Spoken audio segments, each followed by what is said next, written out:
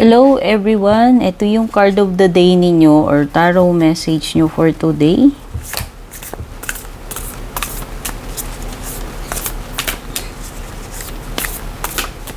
Thank you so much sa mga laging nanonood ng readings natin. At kung bago po kayo dito, please don't forget to like, follow, or subscribe. Regarding personal readings naman, mag-PM lang po kayo.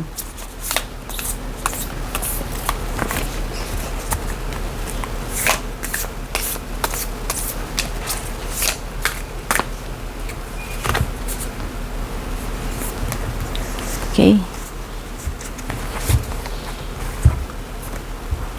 Card of the day natin is Page of Swords.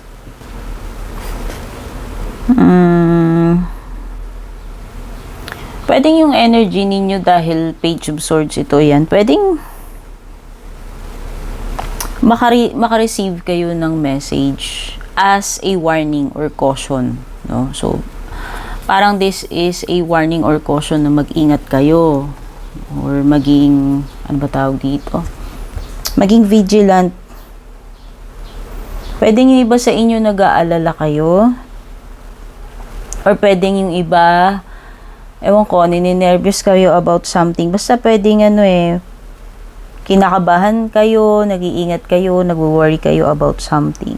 Or feeling tense. Baka tensionado kayo lately. Hindi ko alam kung meron ba kayong mga taong nakaaway or may mga conflict, no?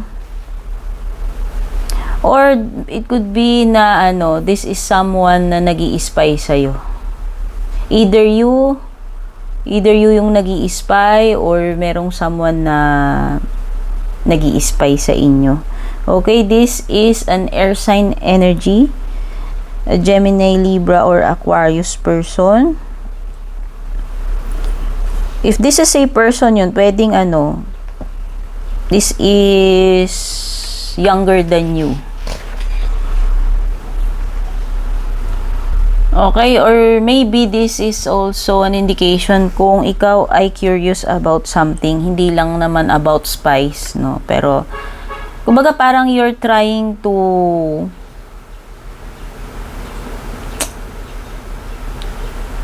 find,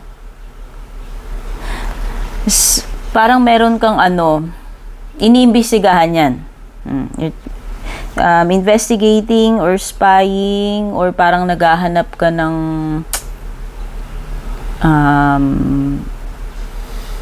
clues or answers about something or about someone or about a situation. Pwedeng this is also an indication ng isang student. Ayan. Baka naman ikaw ay nagbabalak na mag-study or kung meron dyan sa paligid mo or pwedeng anak mo na nag-aaral pa or pinag-aaral mo pa. Okay, so yan. Ito yung mga na-pick up kong energies. Ay, energy pala dito sa inyong energies tuloy. Energy, isang card lang naman, no? Ito yung tarot card nyo or tarot message nyo for today. Ayan, sana nagustuhan nyo. Don't forget to like and share. Take care, babush.